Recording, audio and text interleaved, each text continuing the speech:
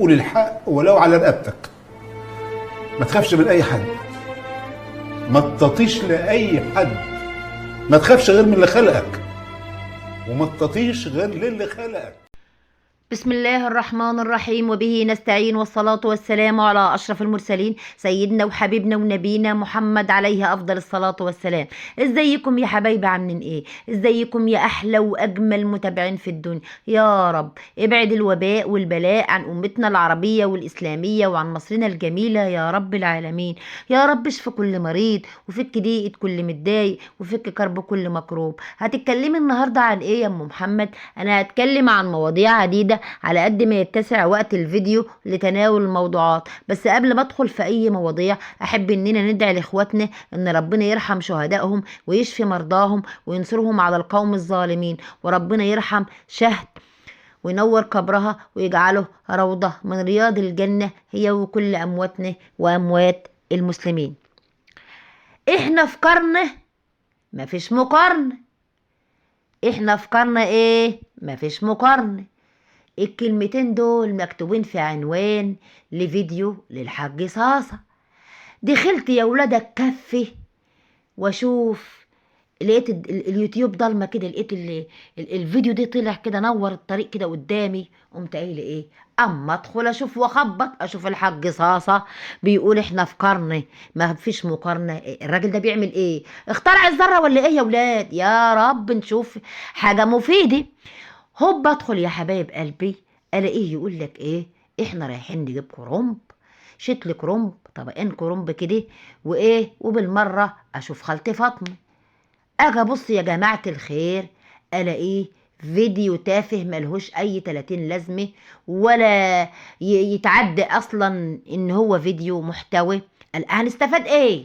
الراجل ماسك التليفون وبيكلمها من ورا التليفون وهي عماله ترد عليه، واللي بيعيدوه بيزيدوه، ازيك عامله ايه واحوالك عامله ايه، ومفيش جديد. طيب لازمته ايه العنوان دي يا حاج صاصه؟ قالوا لك ايه؟ قالوا له يا ام محمد لازمته ايه؟ لازمته ان هو يعتبر كده بيلقح على مين؟ على الحاجه حلميه والدسوقي في زرعتهم البطاطس اللي خايبه. معروف ان مين نصاصه بيزرع البطاطس كل سنه، وبسم الله ما شاء الله البطاطس جميله. وكانت الحاجه الله يرحمها كانت بتقعد ايه؟ تقطع فيها للزراعه وكده، وكانوا بيعملوا اكل برضو للزراعه لجني البطاطس لما بيجوا يجنوها، يعني ماشيين كل سنة بيعملوا وهم ذكرهم يعني.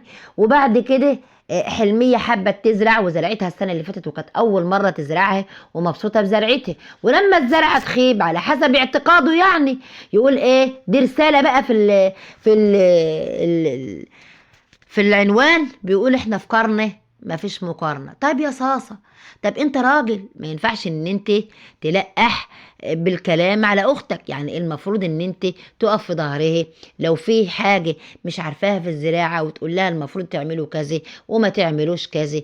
والمفروض ان الزرعة مثلا على بعد كام يوم تخضر، وان زادت عن كده يبقى في حاجة ممكن قوي يكونوا يعني منزلين القطعة البطاطس تحت في الارض او وتغيب على ما تطلع، علشان كده ممكن تغيب على ما تزهر على ما تخضر. وممكن يكون العيب في التقاوي. فانت المفروض يا خبرة، انت خبرة، المفروض بقى ان انت تعرف اختك إيه الصح ايه، بدل ما تطلع وتلقح عليه وتتشفى فيها. بمعنى أصح هي دي الأخوة، وهو ده المبدأ اللي المفروض الأخ الكبير السند يعلمه لأخواته اللي أصغر منه. صح يا حاج صاصة ولا لأ؟ انتوا فكاركوا ما فيش مقارنة. انت افكارك ما احنا فكرنا ما فيش مقارنة. طيب يا عم الحاجة كنت خد الحاجة حلمية على جناحك وعرفها ايه اللي بيحصل وايه اللي ممكن يحصل. انتوا ما انتش قاتلين من بعض يعني، بدل ان انت كارك البطاطس المفروض كنت عرفته ايه اللي ممكن يحصل. عيب ان انت تلقح علاقتك في العنوان والفيديو مالوش اي 30 لازمة. لا حاجة استفدناها ولا حاجة عملنا بيها حاجة، ما يعني مثلا ما نفعناش، ما فدناش الفيديو. صح يا حاج صاصة يا بقار؟ ندخل على مين بقى يا حبايب قلبي؟ على احتفال زوزو بالذكرى السنوية، تحتفل بالذكرى السنوية للحاجة أم مصطفى ازاي يا ولاد، بإن هي تعيد مقلب عملوه قبل كده هي وحسام في أمها. طيب يعني المفروض ان احنا مثلا، هقول ايه، نطلع مثلا ونتكلم كلمتين كويسين علشانها، وندعي لها برضو بالرحمة وكل حاجة. بس ايه لازمته يعني فيديو المقلب ده ان هو يتعمل؟ هل الفيديو ده يعني نزلتيه علشان افتقرت محتوى وما عادش فيه محتوى عندك تعمليه ولا ايه؟ لان المقلب اصلا ملوش اي 30 لازمه. احنا قنوات نقد كتير قوي لما المقلب ده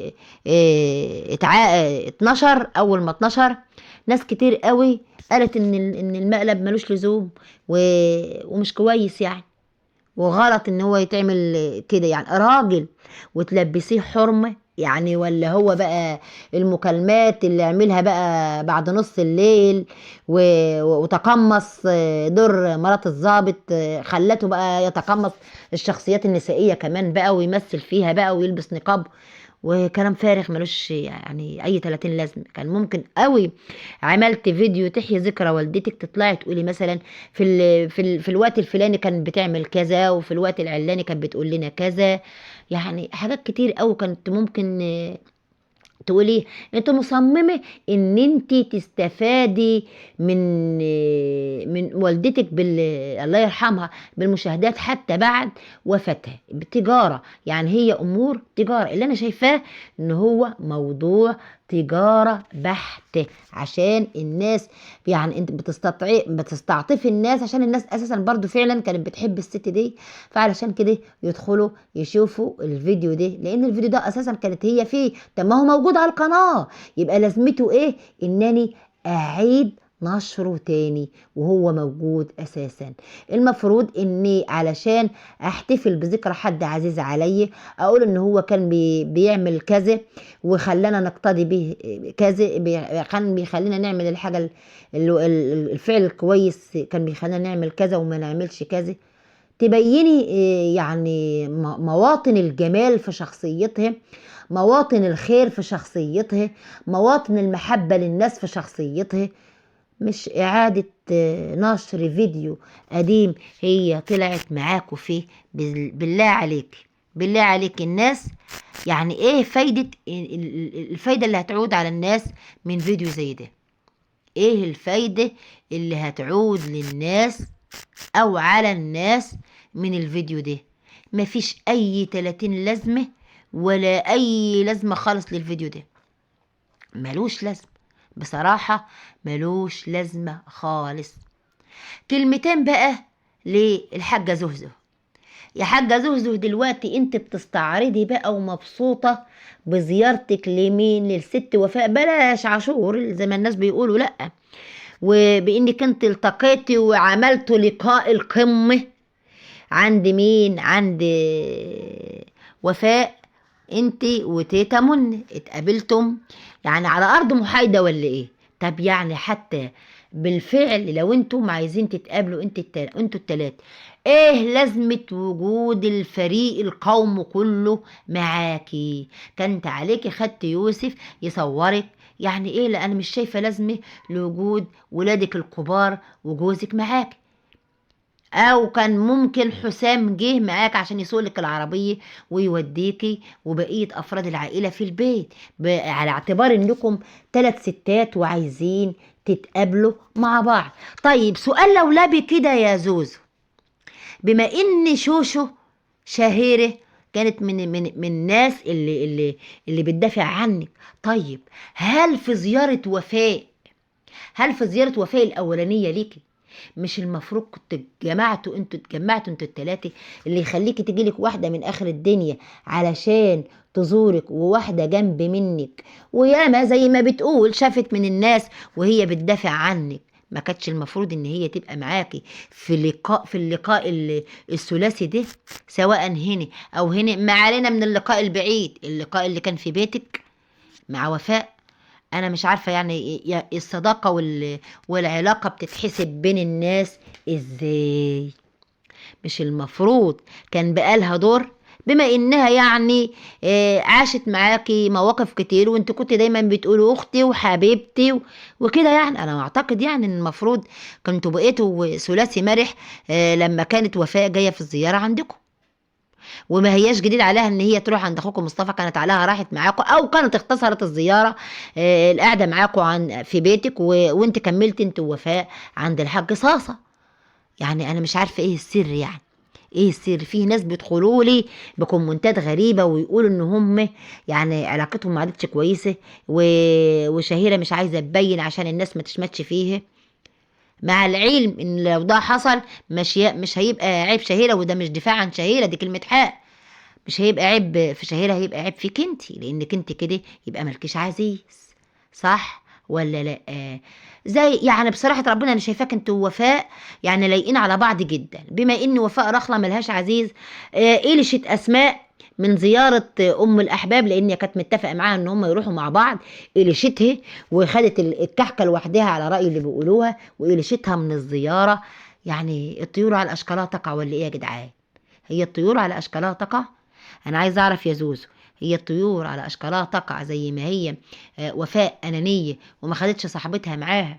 برضو انتوا ما قلتوش لشهيرة عشان انتوا انانيين وعايزين تبقوا مع بعض وشهيرة بره الجون؟ انا مش عارفة والله هل الكلام ده صح بناء عن الكلام اللي الناس بعتوه لي ولا لا. العهدة على الراوي، انا بقول اللي جاني اتقال لي ان ممكن يكون في خلاف بينهم وبين بعض، لان كتامة والالفين ديت قريبين من بعض مش بعيدة يعني كان عليها بتليفون واحد قالوا تعالي يا شهيرة عشان وفاء جايالي، او حتى لو ما كانتش هتعرف ان وفاء جايالها وكانت مفاجأة، كانت برضو عليها اتصلت عليها وقالت لها وفاء جات لي مفاجأة يا شهيرة، تعالوا اقعدي معانا ايه شوية ونتأنس ببعض وكده. لكن اعتقد ان الدور خلص، اعتقد ان الدور خلص وبندور في جعبتنا على ناس تانيين، يعني ممكن يكونوا يعني حلوين على معدتنا بقى، مهضومين بمعنى اصح. فالله اعلم ايه اللي هيكون، الله اعلم ايه اللي مقصود ان هي ما تكونش هي موجوده. انا عايزاكم يا حبايب قلبي تقولوا لي رايكم في الكومنتات، وهل فعلا صاصة كان يقصد بكلمة احنا في قرن ما فيش مقارنة زراعة البطاطس اللي خابت عند حلمية، وان هم كل سنة بيزرعوا زرعة البطاطس وبتبقى كويسة عندهم ومحصولها حلو، ولا ايه بالظبط؟ شماتة ليه؟ وليه الشماتة؟ ليه تشمت في اختك يا حاج صاصة والفيديو بتاعك ملوش اي 30 لازمة خالص؟ انا من وجهة نظري انه ما فيهوش جديد، يعني حتى لو اعادة نشر الفيديو بتاع زاهية احسن من الفيديو اللي انت عملته، الفيديو اللي انت عملته ملوش اي 30 لازمة.